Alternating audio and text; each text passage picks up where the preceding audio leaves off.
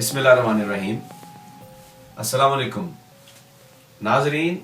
1974 میں پاکستان کی قومی اسمبلی نے ایک کارروائی کے تحت احمدیوں کو غیر مسلم قرار دے دیا. یہ ایک بند کمرے کی کارروائی تھی جس کی تفاصیل کسی بھی رنگ میں عام کرنے پر قانوناً ممانع تھی. تقریباً 37 سال بعد یعنی سن 2011 میں حکومت پاکستان نے اس کارروائی کی تفصیل ایک چھپی ہوئی دستاویز کی صورت میں عام کر دی ہے. آج میرے ساتھ قمر احمد صاحب تشریف رکھتے ہیں جو ہمیں پاکستان کی قومی اسمبلی کی کارروائی پر مشتمل اس دستاویز سے متعلق چند انتہائی اہم اور دلچسپ حقائق سے آگاہ کریں گے. قمر صاحب، سب سے پہلے تو اگر آپ ہمیں مختصر طور پر یہ بتائیں کہ اس کارروائی کا پس منظر کیا تھا. اعوذ باللہ من الشیطان الرجیم بسم اللہ الرحمن الرحیم. مشہور صاحب، جیسے کہ آپ جانتے ہیں کہ ہمارے جو مخالف علماء ہیں ان کا سب سے مرغوب جو مشغلہ ہے وہ تکفیر بازی ہے. یہ 72 فرقے ایک دوسرے کو تو کافر کہتے رہتے ہیں اور فتوے ایسے دیتے رہتے ہیں، مگر جب جماعت احمدیہ کا ذکر آتا ہے تو یہ سارے متحد ہو جاتے ہیں، ایک طرف ہو جاتے ہیں. اور اسی پہ بس نہیں بلکہ کوشش کرتے ہیں کہ حکومت وقت بھی ان کے ساتھ تکفیر بازی میں شامل ہوں. جب پاکستان بنا تو ان کی یہ کوشش اور تیز ہو گئی. انہوں نے حکومت پہ دباؤ ڈالا، کوشش کی کہ وہ بھی ان کے اس دیرینہ مطالبے میں شامل ہو اور احمدیوں کو کافر قرار دے. لیکن کسی حکومت نے ان کو زیادہ ان کی طرف توجہ نہ کی، ان کو زیادہ لفٹ نہ دی. 1974 میں انہوں نے ایک سوچے سمجھے منصوبے کے تحت ربوہ شہر میں فساد کرانے کی کوشش کی تاکہ اس فساد کو بنیاد بنا کے، جواز بنا کے حکومت پر پریشر بھی ڈالیں اور سارے ملک میں احمدیوں کے خلاف ان کو قتل و غارت گری کا ایک جواز بھی، اس کا بھی جواز مل جائے. چنانچہ 22 مئی کو نشتر میڈیکل کالج کے کچھ طلباء جن کا تعلق اسلامی جمعیت طلبہ سے تھا، انہوں نے ناردرن ایریا جانے کا پروگرام بنایا اور جاتے ہوئے ٹرین میں یہ ربوہ ریلوے اسٹیشن پہ رکے. ٹرین وہاں رکتی تھی. ربوہ اسٹیشن پہ ان طالب علموں نے جو نشتر میڈیکل کالج کے تھے حضرت مسیح موعود علیہ الصلوۃ والسلام اور خلفاء کے متعلق انتہائی نازیبا زبان استعمال کی، اشتعال دلانے کے لیے احمدیوں کو اشتعال دلانے کی کوشش کی، ہر الامکان کوشش کی. مگر چونکہ ہماری تربیت اس قسم کی ہے اور تعلیم یہ ہے کہ گالیاں سن کے دعا دو، تو اس قدر انہوں نے جو بدتمیزی کی اور تکفیر بازی کی، اس کے باوجود وہاں کوئی ہنگامہ نہ ہوا، کوئی فساد نہ ہوا. جب یہ طالب علم واپس آ رہے تھے، 29 مئی تھا، انہوں نے ربوہ اسٹیشن پر پہلے سے بڑھ کر دوبارہ وہ حرکت کی. حضرت مسیح موعود علیہ الصلوۃ والسلام، جماعت کے خلفاء کے متعلق جو نازیبا حرکتیں اور زبانیں استعمال کی. تو چونکہ اس بار کچھ احمدی نوجوان بھی اسٹیشن پہ موجود تھے تو وہ جذبات نہ اپنے کنٹرول کر سکے اور ان میں اور ان اسٹوڈنٹس میں تلخ کلامی ہو گئی جو ہاتھا پائی میں منتج ہوئی. یہ ہاتھا پائی ہونی تھی مشہور صاحب کہ سارے ملک میں، کیونکہ پلان تھا، پری پلان تھا، سارے ملک میں یہ افواہ پھیلا دی گئی اور اس شدت سے پھیلا دی گئی کہ گویا ربوہ اسٹیشن پہ بہت سے غیر احمدی مسلمان جو ہیں، ان کے اسٹوڈنٹ جو ہیں وہ شہید ہو گئے ہیں، ہلاک ہو گئے ہیں اور بہت سو کی زبانیں کاٹ دی گئی ہیں اور مختلف اعضاء کاٹ کے ان کو معذور بنا دیا گیا ہے. اچھا قمر صاحب، ایک ضمنی سوال اٹھتا ہے. آپ نے یہ کہا ہے کہ یہ ایک سوچا سمجھا جو منصوبہ تھا، تو اس کا آپ جو ہے وہ کیا مطلب سمجھتے ہیں؟ اور یہ دوسری بات ایک اور بلکہ مجھے ذہن میں آ گئی، دوسرا ضمنی سوال اٹھتا ہے کہ جو اعضاء کٹے تھے اور جو نوجوان ہلاک کیے گئے تھے، یہ تو بڑی ایک سنجیدہ الزام تھا، اور اگر ایسا ہوا تھا تو کسی حد تک وہ جواز رکھتے ہیں کہ وہ یہ کرتے. تو یہ ہوا تھا یا یہ نہیں ہوا تھا؟ یہ بھی ناظرین کو اگر آپ وضاحت کر دیں. مشہور صاحب، جیسا کہ میں نے کہا آپ سے کہ یہ ایک سوچا سمجھا منصوبہ تھا، اس کا ثبوت تو یہ ہے کہ یہاں یہ واقعہ ہوتا ہے ہاتھا پائی کا، اور وہاں پورے پاکستان میں احمدیوں کے خلاف ہنگامے شروع ہو جاتے ہیں، تشدد شروع ہو جاتا ہے اور ہر پاکستانی تک یہ بات اتنی شدت سے پہنچائی جاتی ہے کہ وہ یقین کرنے لگتا ہے کہ واقعی اسٹیشن پہ بہت سے اسٹوڈنٹس جو ہیں وہ مارے گئے اور بہتوں کے اعضاء کاٹ دیے گئے. یعنی آپ یہ کہنا چاہ رہے ہیں کہ جو یہ واقعہ ہوا اس کے ساتھ ہی پلک جھپکتے 1974 میں اچھا اس واقعی جلدی یعنی اطلاع جو ہے جنگل کی آگ کی طرح یہ خبر پھیلا دی گئی. پری پلان تھا, اس سے ظاہر ہوتا ہے میں آپ کی بات سمجھ رہا ہوں. اور دوسری بات آپ نے جو کی کہ جیسے کہ وہ انتظار میں تھے کہ ہمیں خبر ملے اور ہم سارے پاکستان میں وہ خبر پھیلاتے ہیں, اس کو بڑھا چڑھا کے. صحیح ہے, واقعات کی شہادت. دوسری بات جہاں تک اس بات کا تعلق ہے کہ بہت سے لوگ یہ کہتے ہیں جی جی, اور اس وقت تو ہر ایک کی زبان پہ یہی تھا کہ گویا ربہ اسٹیشن پہ لوگوں کی زبانیں کاٹی گئیں, اعضاء کاٹے گئے. حکومت وقت نے جب یہ ہنگامے جماعت احمدیہ کے خلاف شروع ہوئے, مشہور صاحب فوری طور پہ اس شدت جو تھی ہنگاموں کی کم کرنے کے لیے ایک عدالتی کمیشن بٹھایا. اچھا ٹھیک ہے. جسٹس رمضانی اس کے سربراہ تھے. ٹھیک ہے. انہیں یہ ٹاسک دیا گیا کہ وہ جو ہے ساری تحقیقات کریں اور اس کے حقائق منظر عام پہ لائیں کہ ربہ اسٹیشن پہ دراصل ہوا کیا تھا. اس جسٹس رمضانی کا جو کمیشن تھا انہوں نے ابھی تحقیقات ان کی پوری نہیں ہوئی تھی. 10 جولائی کو چونکہ شدت اتنی زیادہ تھی احمدیوں کے خلاف ہنگاموں کی کہ اس پہ ذرا پانی ڈالنے کے لیے اس آگ پہ انہوں نے ہنگامی پریس کانفرنس بلائی, اخباری نمائندوں کو بلایا اور مختصر فیصلہ پڑھ کر سنایا کہ باقی کارروائی تو میری ہوتی رہے گی, میں رپورٹ بعد میں دوں گا. آج میں باقاعدہ یہ فیصلہ دیتا ہوں کہ یہ جو کہا جا رہا ہے اور عوام میں بالکل ایک یقین کی کیفیت ہے کہ اعضاء کاٹے گئے اور قتل عام ہوا, یہ کلیتاً جھوٹ ہے. اور اس کا ثبوت یہ اخبار کا حوالہ ہے, امروز کا دیکھیے. مورخہ 11 جولائی سن 1974 کے امروز اخبار میں جسٹس سمدانی صاحب کا جو مختصر فیصلہ شائع ہوا, اس کے مطابق جسٹس سمدانی صاحب نے واضح طور پر کہا کہ واقعہ ربوہ میں نہ ہی کوئی ہلاک ہوا اور نہ ہی کسی کے اعضاء کاٹے گئے. اچھا قمر صاحب, آپ نے پس منظر جو ہے وہ بیان کیا. اب ہم چلتے ہیں قومی اسمبلی کی کارروائی کی طرف. میں چاہتا ہوں کہ آپ ہمارے ناظرین کو اگر یہ بتائیں کہ وہ بنیادی سوال کیا تھا جو قومی اسمبلی کے آگے رکھا گیا, جس کو بنیاد بنا کر وہ یہ چاہتے تھے کہ جماعت احمدیہ کو کافر قرار دیا. مشہور صاحب, بنیادی سوال تو اتنا سا تھا جو حکومت کی طرف سے موشن پیش کی گئی تھی اس اسپیشل کمیٹی کے سامنے قومی اسمبلی کی, وہ یہ تھی کہ اس شخص کی اسلام میں حیثیت کیا ہے کہ جو حضور صلی اللہ علیہ وسلم کو خاتم النبیین نہیں سمجھتا. یہی وہ بنیادی سوال تھا جس پر غور و خوض کے لیے کمیٹی بیٹھی تھی. اس سوال کا جواب دینے کا موقع جماعت احمدیہ کو دیا گیا, اور کیا جماعت احمدیہ نے اس سوال کا جواب یا اپنا موقف مؤثر انداز میں پیش کیا؟ مشہور صاحب, جواب دینے کا یا جماعت احمدیہ کو اپنا موقف پیش کرنے کا, یہ کہا جائے گا موقف پیش کرنے کا موقع دیا گیا. اور جیسے آپ آگے چل کے دیکھیں گے کارروائی میں, یہ موقع جو دیا گیا تھا صرف فیس سیونگ کے لیے تھا, تاکہ دنیا یہ نہ کہے کہ انہوں نے یک طرفہ طور پہ کر دیا, صرف دنیا کو یہ دکھانے کے لیے کہ ان کو موقع دیا گیا تھا. وہ آگے یہ بات خود واضح ہو جائے گی اور ثابت ہو جائے گی. لیکن بہرحال جہاں تک آپ کا سوال ہے, موقع دیا گیا, اور خلیفۃ المسیح ثالث رحم اللہ نے مورخہ 22 اور 23 جولائی کو ایک 200 صفحے پہ مشتمل ایک کتاب محضر نامہ کے نام سے جماعت احمدیہ کے جو موقف تھا وہ پڑھ کر سنائی ممبران کے سامنے.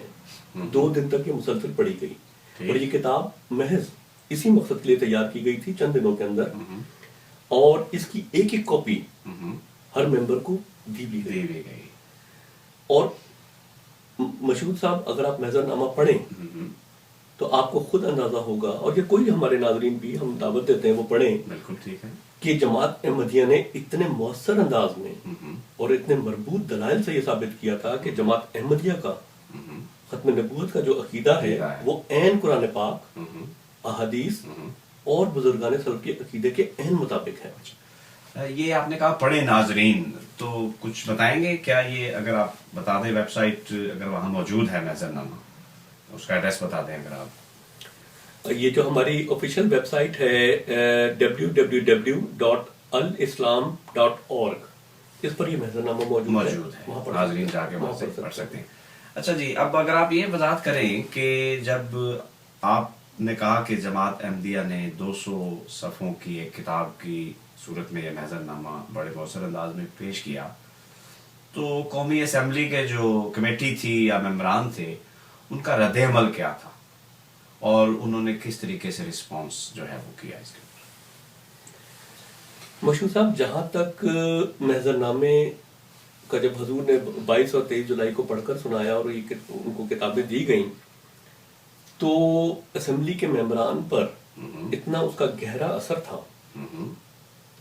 کہ ان دلائل کا بھی اور حضور کے نورانی شخصیت کا بھی کہ ہمارے جو اسمبلی کے اس وقت کے حزب اختلاف کے لیڈر اور سب سے بڑے مولانا جو اس کارروائی میں پیش تھے ایم جے کو غیر مسلم قرار دینے کی، کیا نام تھا ان کا؟ مولانا مفتی محمود صاحب. وہ خود فرماتے ہیں کہ ممبران پہ اتنا اثر تھا کہ میری تو راتوں کی نیند اڑ گئی تھی. کیا واقعی؟ جی مشہور صاحب، واقعی. آپ اور ناظرین بھی یوٹیوب پہ ان کی وہ تقریر موجود ہے مفتی محمود صاحب کی، اور اس میں سے ایک کلپ ہم آپ کو دکھا دیتے ہیں اور یہ دیکھیں وہ کیا فرماتے ہیں. چنانچہ مرزا ناصر نے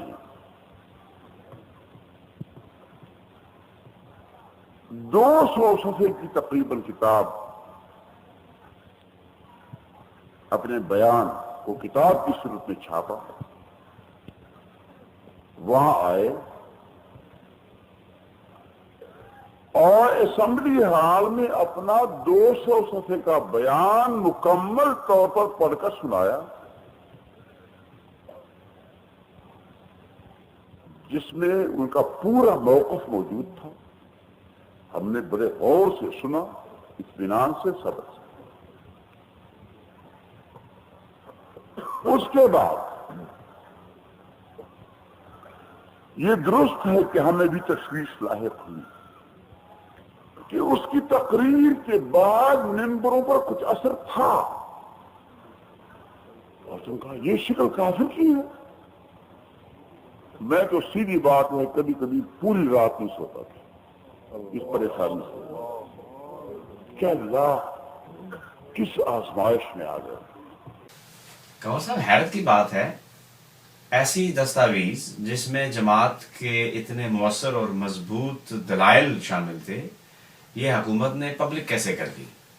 اور اس پہ مزید حیرت کہ اس دستاویز کے شائع ہونے پر مولوی حضرات نے شور کیوں نہیں ڈالا؟ مشہور صاحب، آپ کی حیرت بالکل بجا ہے، مگر اس کی وجہ یہ ہے کہ یہ دستاویز جو قومی اسمبلی کی اس کارروائی 1974 کی کارروائی کے نام پہ شائع کی گئی ہے، مکمل کارروائی کے نام پہ، اس میں محضر نامہ تو موجود ہی نہیں. کیا واقعی؟ جی مشہور صاحب، آپ اس کا مطالعہ کریں، اس کو دیکھیں، ہمارے ناظرین اس کو دیکھیں. جماعت کا جو ہے موقف اور محضر نامہ اس میں موجود ہی نہیں ہے. یہ کارروائی تو شروع ہی 5 اگست سے ہو رہی ہے، جبکہ حضور نے 22 اور 23 جولائی کو محضر نامہ پڑھ کر سنایا ہاؤس کے سامنے، اور اس کی کاپی ہر ممبر کو دی گئی.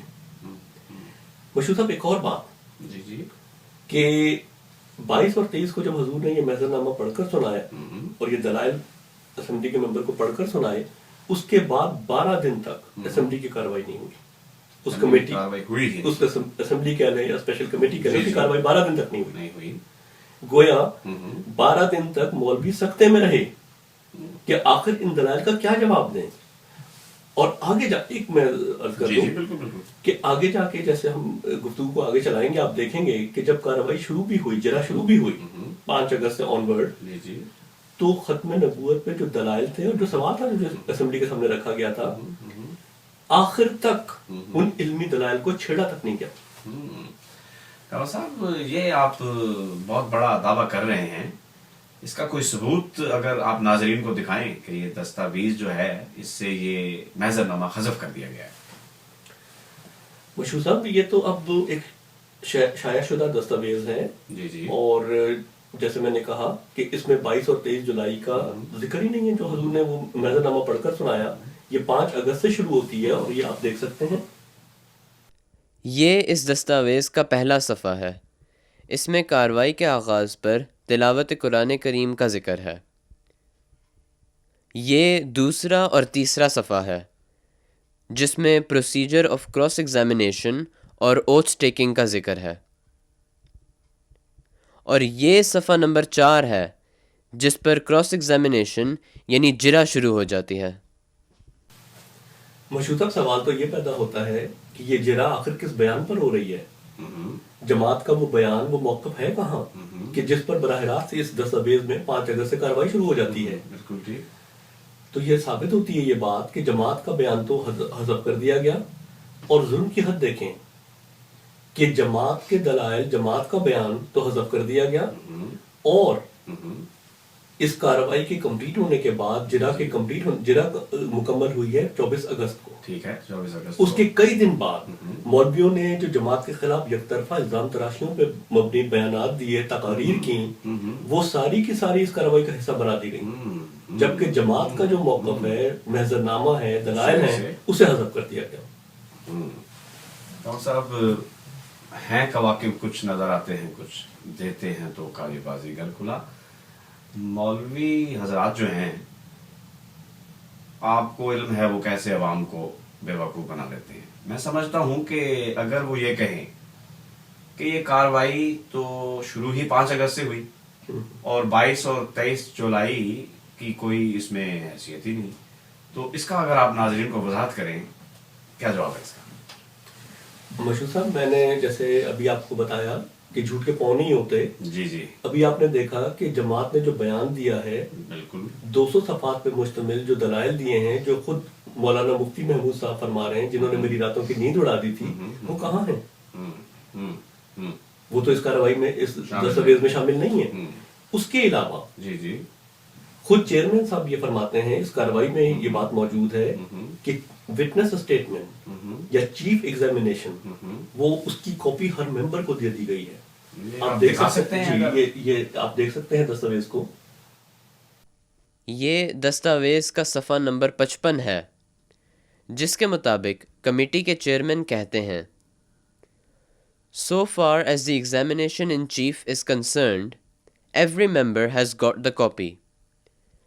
گویا ایگزامینیشن ان چیف کہ جس پر کراس ایگزامینیشن مقصود تھی، اس کی کاپی ہر ممبر کے پاس موجود تھی. اچھا کنور صاحب، مولوی کی فطرت سے تو آپ بڑی اچھی طرح واقف ہیں، کیسے وہ ہماری بھولی بھالی عوام کو بے وقوف بناتے ہیں. میں سمجھتا ہوں کہ وہ یہ کہہ سکتے ہیں کہ یہ چیف ایگزامینیشن جس کا آپ نے ذکر کیا، یہ ایک چھوٹی سی کوئی اسٹیٹمنٹ تھی جس کے حذف کرنے سے کوئی فرق نہیں پڑتا تھا، یہ محضر نامہ نہیں رہا آگے. تو اگر اس کی آپ کوئی ایسی وضاحت دیں جو کہ ناظرین جو ہے اس کو دیکھ سکیں. مشہور صاحب، یہ اللہ تعالیٰ کی بڑی شان ہے، عجیب شان ہے کہ محضر نامہ تو حذف کر دیا گیا، لیکن محضر نامے کا نام اس دستاویز میں محضر نامے کے نام سے ایک سے زیادہ جگہ موجود ہے، اور خود مولانا ظفر احمد انصاری کی زبانی موجود ہے. ان کا تعارف کرا دیں، یہ کون ہے؟ مشہور صاحب، یہ جماعت اسلامی کے لیڈر تھے اور جماعت کے صف اول کے مخالفین میں سے.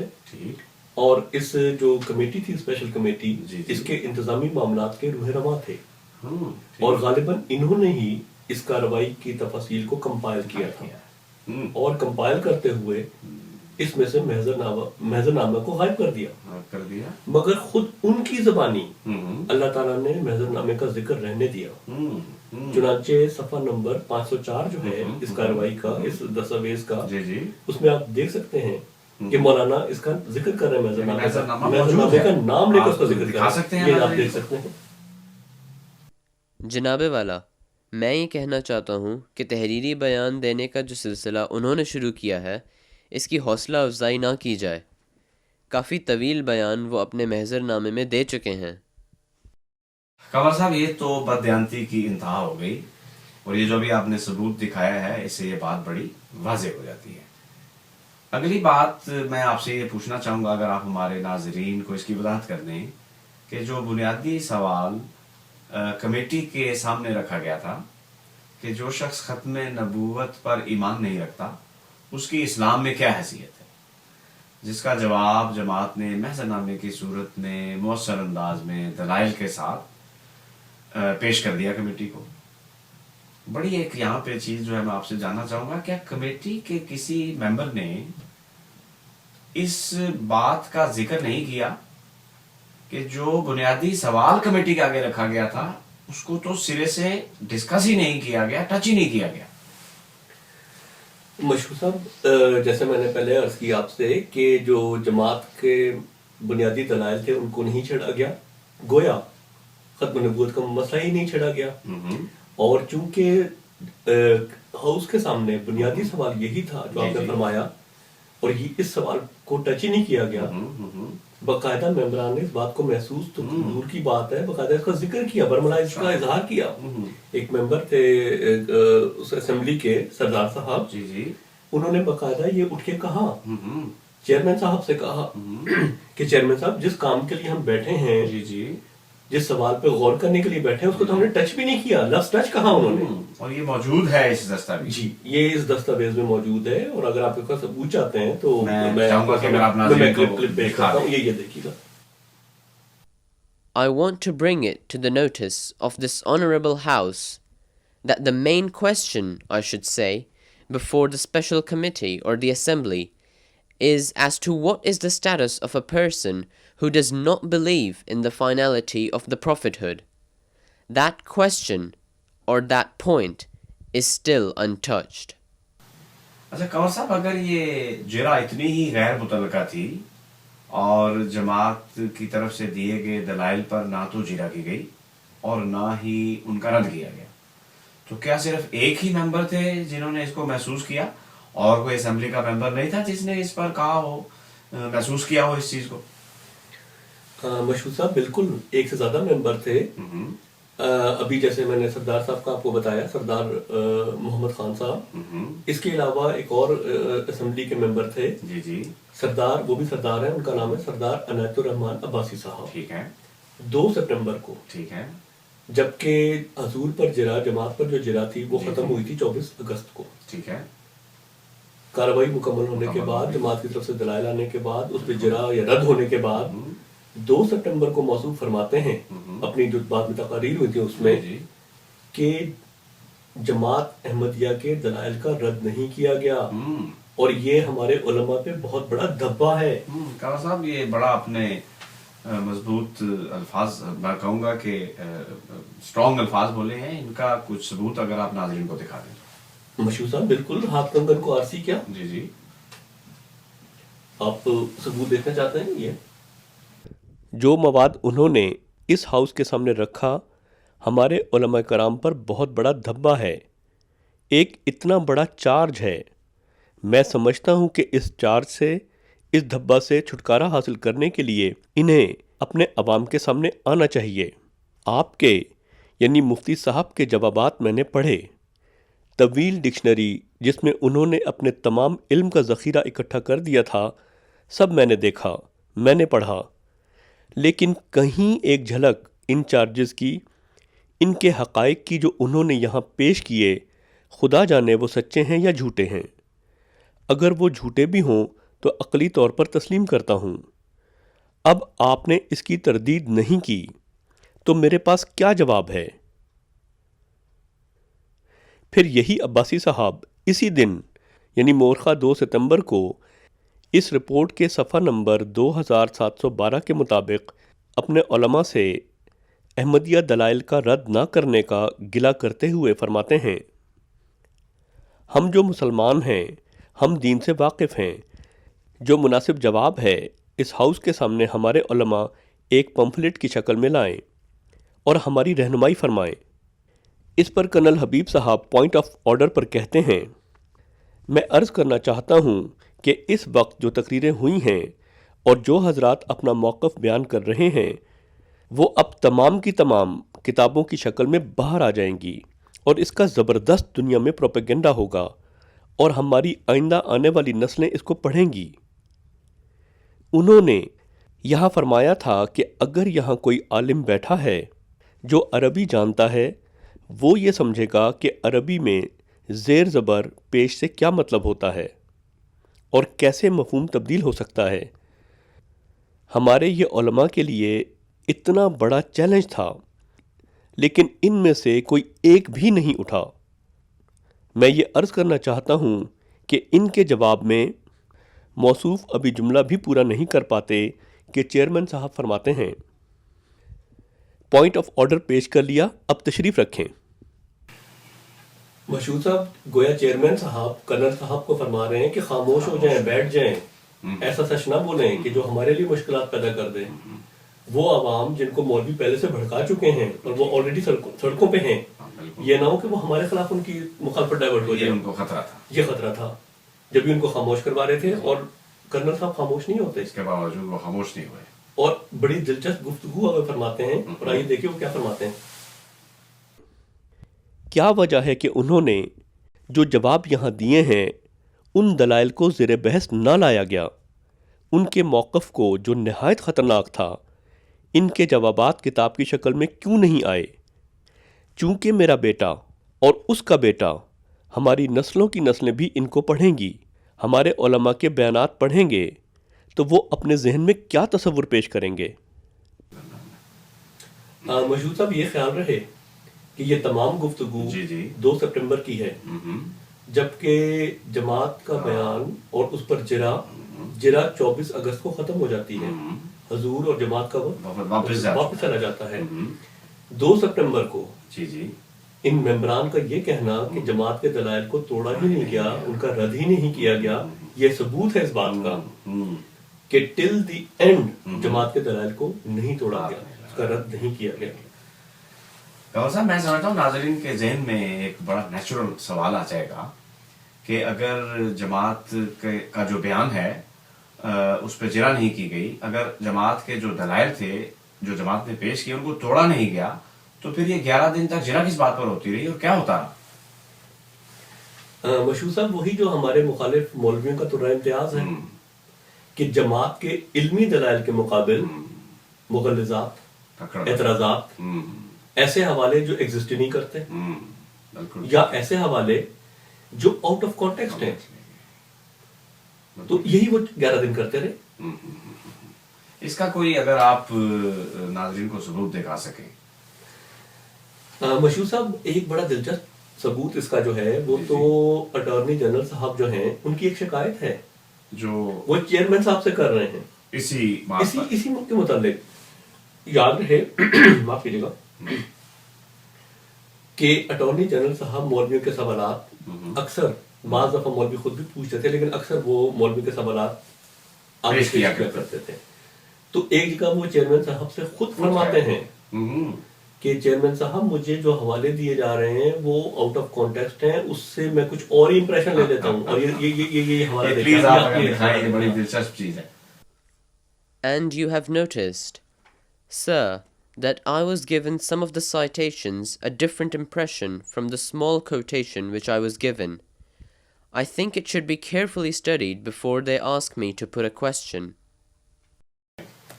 مشہور صاحب آپ نے دیکھا کہ اٹارنی جنرل صاحب باقاعدہ شکایت کرتے ہیں کہ مولوی صاحبان جو حوالے دے رہے ہیں وہ اس قدر آؤٹ آف کانٹیکسٹ ہیں, سیاق و سباق سے اتنا ہٹ کر رہے ہیں کہ کچھ اور امپریشن اس کو دیتے ہیں. اور بات اس پہ ختم نہیں ہوتی. ایک موقع پہ تو جو ہاؤس کے چیئرمین ہیں ان کو یہ کہنا پڑتا ہے کہ we should not cut sorry figure before the delegation. میں سمجھتا ہوں کہ یہ اگر آپ دکھا دیں ناظرین کو, میں بالکل آپ کو دکھاتا ہوں, اور آپ یہ دیکھیے پوری گفتگو. We should not cut a sorry figure before the members of the delegation, and these members should be here up to 6. اگر آپ نے اپنا ورک دکھانا ہے تو یہ نہیں ہے کہ ایک حوالہ تلاش کرتے ہی آدھا گھنٹہ لگ جائے کہ یہ ریفرنس نہیں ہے, غلط دیا, یا کتاب ہی نہیں, ایگزسٹ نہیں کرتی. جی گور صاحب. مشہور صاحب ابھی آپ نے دیکھا کہ چیئرمین صاحب کو باقاعدہ یہ شکایت کرنی پڑی کہ مولوی صاحبان ایسے حوالے دے رہے تھے کہ جن کی وجہ سے انہیں شرمندگی اٹھا رہی تھی. اور ایک اور بات اس حوالے سے یہ نکلتی ہے جو کہ ہم نے دیکھا کہ گویا مولوی صاحبان یہ آؤٹ آف کانٹیکسٹ حوالے اٹارنی جنرل صاحب کے سپورٹ کر کے خود اسمبلی سے چلے جاتے تھے, جب بھی ان کو کہنا پڑا کہ آپ خود بھی شام 6 بجے تک بیٹھیں یہاں پر تاکہ شرمندگی سے آپ کو بھی اٹھانی پڑے. گور صاحب بڑی دلچسپ بات کی آپ نے. ایک بات میں اگر آپ ناظرین کو اگر دکھا سکیں, ایک اور چیز, آؤٹ آف کانٹیکسٹ کا تو آپ نے ثبوت دے دیا, کیا کوئی ایسا ثبوت آپ دکھا سکتے ہیں کہ جس سے یہ بات واضح ہو کہ مولوی حضرات نے ایسے بھی حوالے پیش کیے جو سرے سے ایگزسٹ ہی نہیں کرتی؟ مشہور صاحب بالکل ایک سے زیادہ. اب گفتگو ہماری کافی طویل ہو چکی ہے، اس کو ذرا مختصر رکھنے کے لیے ایک حوالہ، بہت دلچسپ حوالہ میں پیش کرتا ہوں، ایک واقعہ پیش کرتا ہوں میں سمجھتا ہوں جو اس دستاویز میں موجود ہے، اور یہ بہت دلچسپ مکالمہ ہے۔ اس مکالمے کی تفصیل آئیے دیکھیے۔ یحییٰ بختیار صاحب کو مخاطب کر کے حضور فرماتے ہیں، یہ ایک آپ نے 29 جنوری 1915 کا حوالہ پڑھا تھا، یہ الفضل 29 جنوری 1915، ہاں جی، یہ ذرا پڑھ دیں، میں اس کی پھر تصدیق کر دیتا ہوں۔ مسیح موعود کو احمد نبی اللہ تسلیم نہ کرنا اور آپ کو امتی قرار دینا، امی گروہ سمجھنا، گویا آن حضرت جو سید المرسلین اور خاتم النبیین ہیں امتی قرار دینا ہے، امتی میں داخل کرنا ہے، جو کفر عظیم اور کفر در کفر ہے۔ یہ 29 جنوری 1915 کا حوالہ ہے؟ ہاں جی، میں آپ کی خدمت میں یہ عرض کرنا چاہتا ہوں کہ 29 جنوری 1915 کو اخبار الفضل چھپا ہی نہیں۔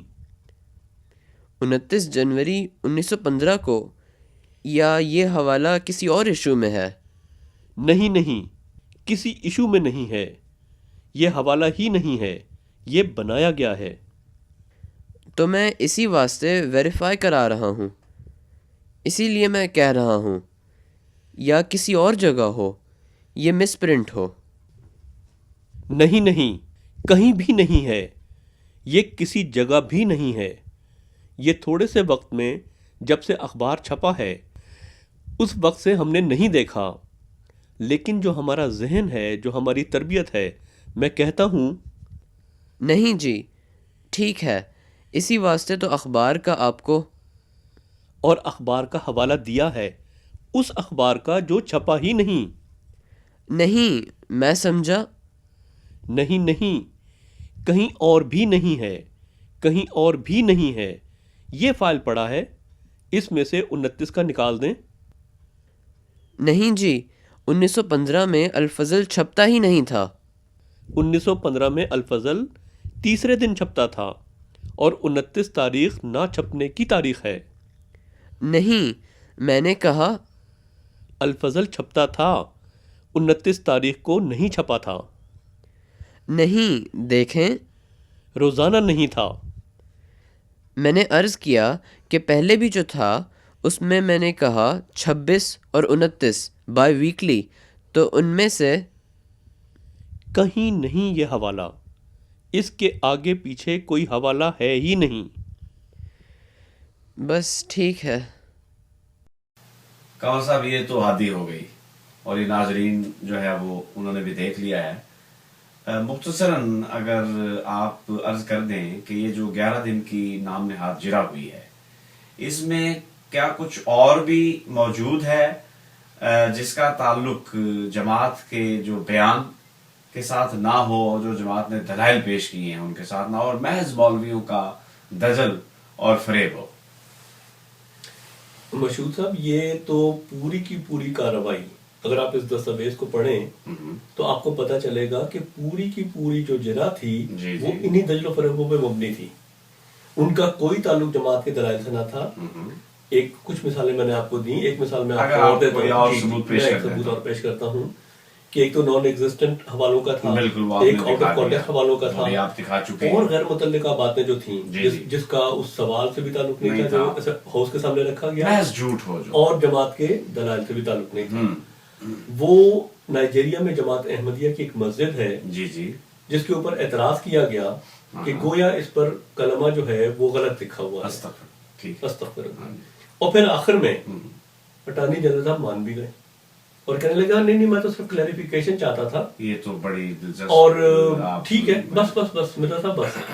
اور مشہور صاحب یہاں ایک بات میں اور اس کی تفصیل بتانے سے پہلے کہ اگر آپ اس کارروائی کو پڑھیں، یہ اعتراض پھر دوبارہ بھی اٹھایا گیا، ایک دفعہ کہہ دیا گیا کہ بس میں صرف کلیریفیکیشن چاہتا تھا، یعنی گویا 11 دن کی جرا میں صرف وقت ضائع کیا گیا اس قسم کے بےہودہ اعتراضات میں، بعد میں مان بھی لیا گیا۔ تو اب اس کی تفصیل جو ہے آپ اگر دیکھیں تو ایک اور کچھ غلط فہمی سی شاید ہے کہ نائجیریا میں مسجد ہے، اس پر کلمہ جو لکھا ہوا ہے اس کی فوٹو آئی تھی اخباروں میں اور افریقہ سپیکس میں کہ لا الہ الا اللہ احمد رسول اللہ، ایسا امپریشن پڑتا ہے. May be it is Muhammad رسول اللہ، but the general impression is at first sight I did see it Ahmad رسول اللہ. اس کے متعلق یہاں شور مچایا گیا کہ دیکھو یہ کلمہ مختلف ہے. اول تو یہ کہ ہم نے سینکڑوں مساجد بنائیں اور ان میں سے صرف ایک مسجد کو منتخب کر کے یہ شور مچانا کہ ان کا کلمہ مختلف ہے، یہ تو دل کو نہیں لگتی بات. لیکن ابھی میری بات نہیں ختم ہوئی، میں اس کو ری انفورس کرتا چلا جاؤں گا جب تک کہ آپ قائل نہیں ہو جاتے. اب یورپ میں ہماری مساجد ہیں، خود نائجیریا میں 20 ہماری مساجد ہیں، گھانا میں مساجد ہیں، وغیرہ وغیرہ. دوسرے یہ کہ جن لوگوں میں نائجیریا میں یہ مسجد ہے وہاں کے کسی عالم نے یہ اعتراض نہیں کیا کہ کلمہ اور لکھ دیا ہے. نہیں، میں یہ پوچھنا چاہتا تھا مرزا صاحب کہ یہ محمد رسول اللہ ایکچولی لکھا گیا ہے؟ یہ ہے ہی بغیر شبہ کے، آپ دیکھ لیں. نہیں جی، مجھے تو کوئی، دیکھیں جی، مجھے تو یہ لا الہ الا اللہ احمد رسول اللہ معلوم ہوتا ہے ابھی. رسم الخط ہے یہ.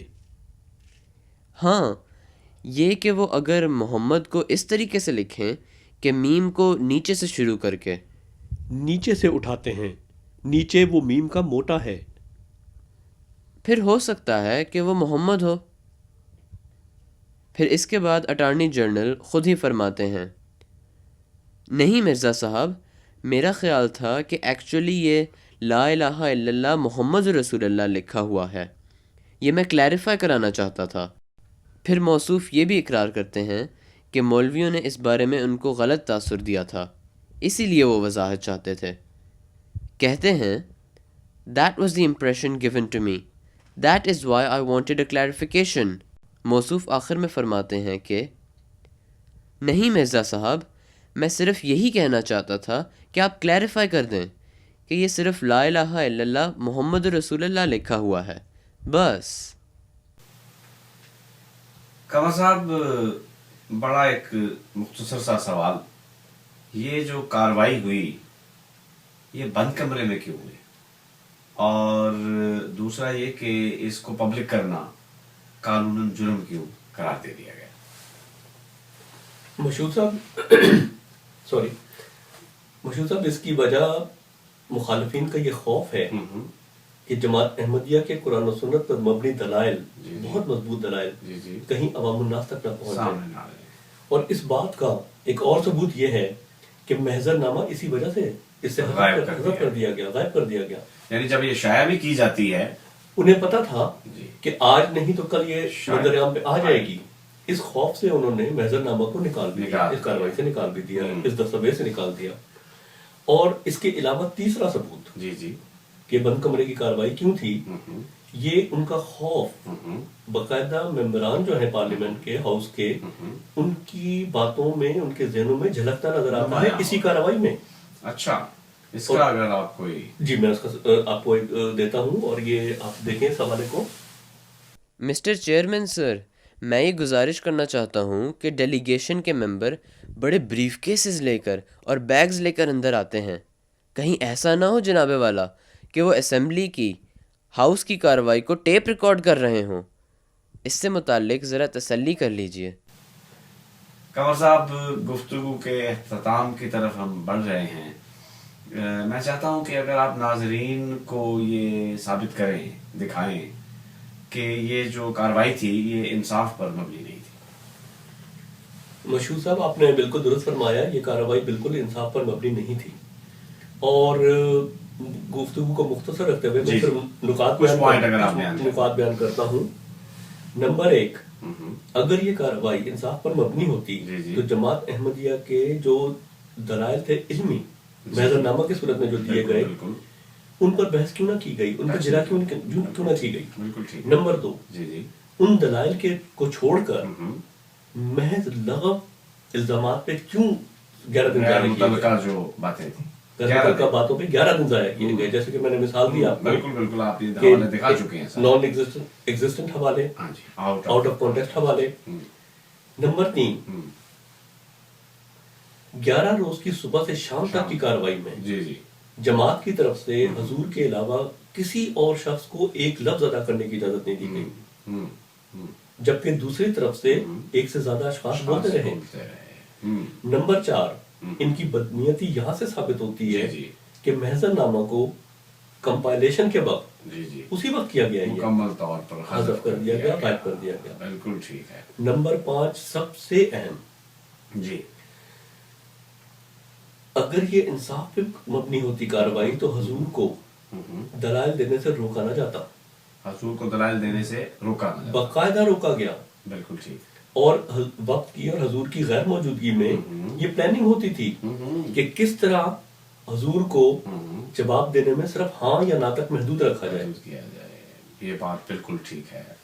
یہ اس کا اگر آپ کوئی ثبوت قمر صاحب دکھائیں، یہ جو آپ نے آخر میں پوائنٹ پیش کیا ہے، کیونکہ پہلی باتیں جو ہیں وہ تو آپ ثبوت دے چکے ہیں، لیکن یہ اب آپ نے ایک نئی بات کی ہے۔ مشہور صاحب الحمدللہ جتنی باتیں میں نے کہی ہیں اور وہ میں نے اس ساری ثبوت کے ساتھ کہی، دستاویز سے ساری آپ کو دکھا دی ہے۔ بالکل ٹھیک ہے۔ اب یہ بات کہ باقاعدہ پلاننگ ہوتی تھی، اور یہ کون سی عدالت تھی بالکل کہ جو باقاعدہ پلاننگ کرتی تھی کہ دوسرے فریق کو ہم نے بولنے نہیں دینا۔ بولنے نہیں دینا۔ یہ اگر آپ، اور میں دکھاتا ہوں، یہ دیکھیں، یہ سوالات کے سلسلے میں یہ عرض ہے کہ جو سوال بڑا اہم ہو، جس کا ریکارڈ پر آنا ضروری ہے، اس میں اتنا ہی پوچھا جائے کہ یہ مرزا صاحب نے یا مرزا محمود نے کہا ہے یا نہیں۔ اتنا ان کو تقریر کے لیے خام خواہ موقع دینا اور تبلیغ کا آدھ گھنٹہ تک وہ سنائے ہم کو، ہم اس کی تقریر سننے یہاں نہیں بیٹھے رہتے۔ اس لیے سوال کی طرز یہ ہونی چاہیے کہ یہ لکھا ہے یا نہیں، اور یہ آپ مانتے ہیں درست ہے کہ نہیں۔ بس اس کی ضرورت ابھی نہیں۔ ٹھیک ہے جی۔ مشہور صاحب آپ نے انصاف کا حال دیکھ لیا۔ یہ کیسی عدالت تھی کہ جو فریق مخالف ہے وہ جج بھی ہے، اور جج بھی ایسا کہ جو فریق دوسرے فریق کے دلائل سننے کو تیار ہی نہیں، اس کو مجبور کرتا ہے کہ وہ اپنے جوابات ہاں یا نہ تک محدود رکھے۔ اور ترا امتیاز دیکھیں کہ جو سربراہ ہیں ہاؤس کے، وہ اس پلاننگ میں شامل۔ کنور صاحب، میں تو اتنا ہی عرض کروں گا کہ اگر یہ انصاف ہے تو پھر ظلم اور بے انصافی کس چیز کا نام ہے؟ آخری سوال میں کرنا چاہتا ہوں، میں نے ایک یوٹیوب پر ویڈیو دیکھی مولانا نورانی صاحب، اور اس ویڈیو میں وہ اس جرا کے آخر میں ایک واقعے کا اور ایک مکالمے کا ذکر کرتے ہیں جو حضرت خلیفۃ المسیح ثالث رحم اللہ اور چیئرمین کے درمیان ہوا۔ تو میں چاہتا ہوں کہ اس کی آپ وضاحت کریں کہ یہ بھی ایک دجل اور فریب ہے یا اس میں کچھ بات ہے۔ یہ کلپ میں چاہوں گا کہ اگر آپ دیکھیں۔ اب بحث ختم ہو رہی تھی، آخری مرحلے پر تھی۔ قومی اسمبلی کی جو چھت ہے، اللہ اللہ کیا معجزہ ہے حضور، قربان یا رسول اللہ۔ قومی اسمبلی کے ممبر اس کے گواہ ہیں۔ عجیب و غریب بات تھی، جب آخری سوال ختم ہوا، مرزا غلام احمد مرزا ناصر چپ ہوا، اور ابھی ایک اور ممبر تھے پیپل پارٹی کی طرف سے، انہوں نے بھی کوئی سوال کرنا تھا، وہ رہ گیا تھا، تو انہوں نے کہا کہ ابھی بات کرتے ہیں۔ وہ ذرا اپنا منہ صاف کر رہا تھا، پسینے وغیرہ اس کو آ رہے تھے، کہ اتنے میں جس چھت کے نیچے وہ بیٹھا ہوا، سامنے بیٹھا ہوا تھا، ہم لوگ ممبر قومی اسمبلی کی اس طرح بیٹھے ہوئے تھے، سامنے وہ بیٹھا ہوا تھا، اس کے بعد اسپیکر بیٹھے ہوئے تھے، جس جگہ وہ بیٹھا ہوا تھا چھت بالکل بند، چھت بالکل بند، اسی چھت بند ہے، اس بند چھت میں سے کوئی چیز گرنی شروع ہوئی جو اس کے صافے پر، ناصر کے صافے پر اور چہرے پر گری، اور اس نے کہا mister speaker I am disturb, mister speaker. پیچھے اسپیکر بیٹھے تھے نا اس کے، انہوں نے کہا اسپیکر صاحب پریشان ہوئے، کیا ہو گیا؟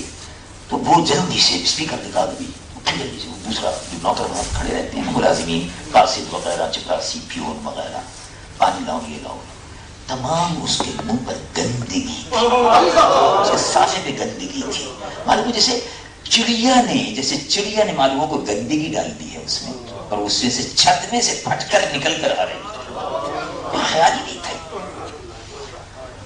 کچھ لوگ اٹھے اور انہوں نے کہا کہ इसका मुंह हम सबके सामने काला हो गया। वो चिड़िया की, जानवर की गंदगी और गिलाजत थी जो मिर्जा नासिर के चेहरे पर पड़ रही थी। बस यही आखिरी फतह थी और उसके बाद असेंबली का इजलास जो था बर्खास्त हो गया। जी कमर साहब।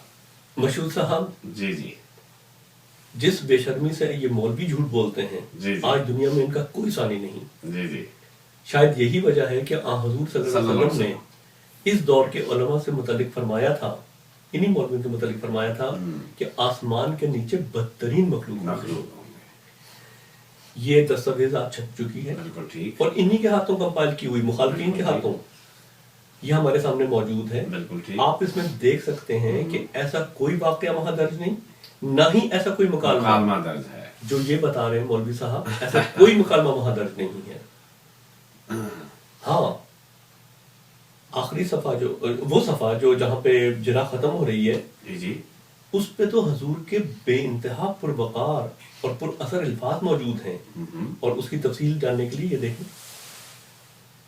अगर दिल की गहराइयाँ चीर कर मैं आपको दिखा सकूं तो वहाँ मेरे और मेरी जमात के दिल में अल्लाह ताला, जैसा कि इस्लाम ने इसे पेश किया है दुनिया के सामने, और हज़रत ख़ातमुल अंबिया मोहम्मद सल्लल्लाहु अलैहि वसल्लम की मोहब्बत और इश्क के सिवा और कुछ नहीं पाएंगे। शुक्रिया।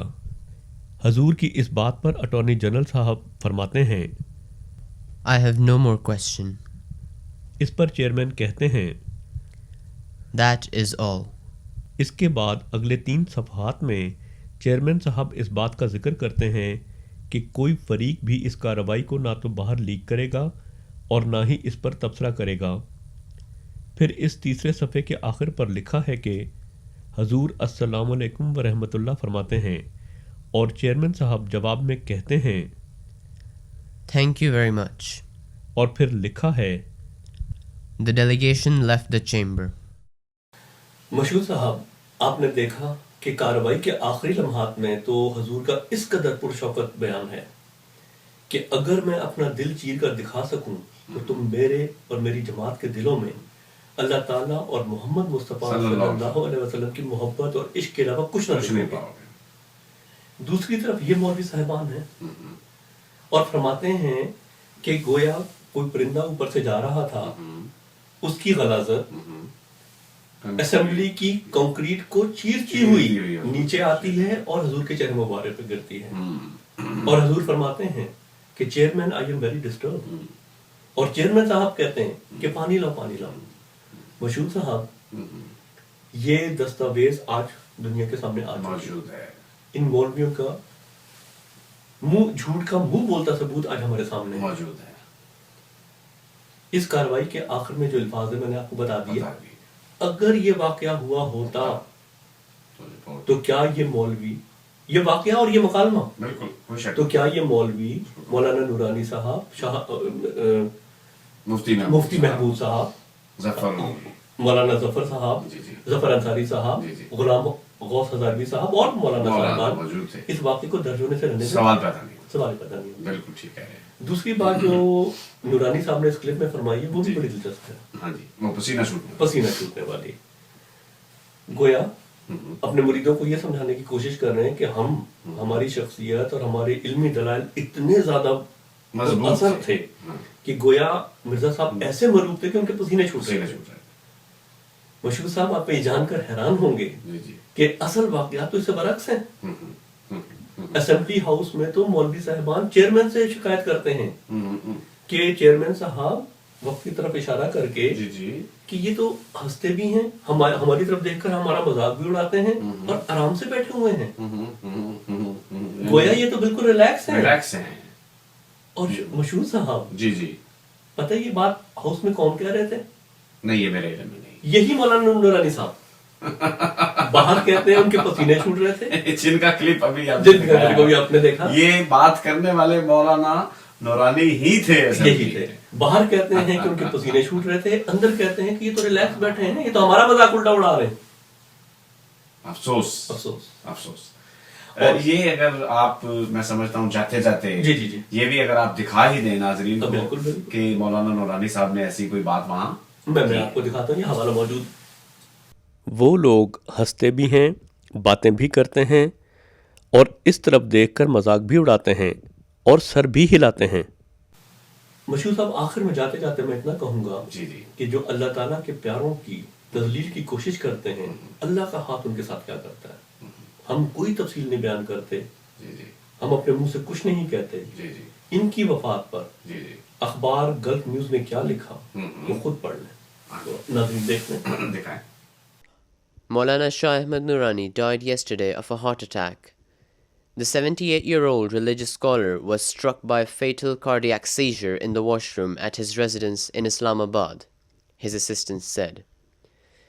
Maulana Nurani was brought to the hospital, lifeless, at 12:35 p.m. اس گفتگو کو ختم کرنے سے پہلے چند باتیں عرض کرنا چاہوں گا۔ سب سے پہلے تو قمر صاحب آپ کا بہت شکریہ، میری طرف سے بھی اور ناظرین کی طرف سے بھی۔ آپ نے تمام حقائق ثبوت کے ساتھ ناظرین تک پہنچائے ہیں۔ آخری بات میں یہ عرض کرنا چاہتا ہوں کہ اس گفتگو کا، اس پروگرام کا مقصد یہ ہے کہ ایک پاکستانی ہونے کی حیثیت سے ہمیں آنکھیں بند کر کے اب علماء کی باتوں پر یقین نہیں کرنا چاہیے۔ 1974 کی کارروائی کے متعلق جتنی بھی باتیں آپ نے سنی ہیں، میں تو یہ کہتا ہوں کہ ہماری باتوں پر بھی یقین نہ کریں۔ محضر نامہ موجود ہے، اس کا مطالعہ کریں۔ یہ دستاویز چھپ چکی ہے، اس کا مطالعہ کریں۔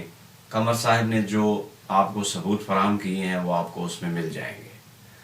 اور اگر آپ یہ سمجھیں کہ یہ باتیں سب سچ ہیں تو پھر میرا آپ کو مشورہ یہ ہے کہ آج کے بعد آپ اس بات کو اپنی زندگی کا ایک طریق بنا لیں کہ وہ بات جو علماء کرتے ہیں اس کی ہم نے جانچ پڑتال ضرور کرنی ہے۔ دوسری بات اور آخری بات، آپ کو یہ جب آپ ان دونوں چیزوں کا مطالعہ کر لیں گے، یہ بات آپ پر عیاں ہو جائے گی کہ اس وقت 1974 میں کس طرح ظلم کیا گیا اور کیسے انصاف کی دھجیاں بکھیری گئی ہیں۔ جن بستیوں میں سے انصاف اٹھ جاتا ہے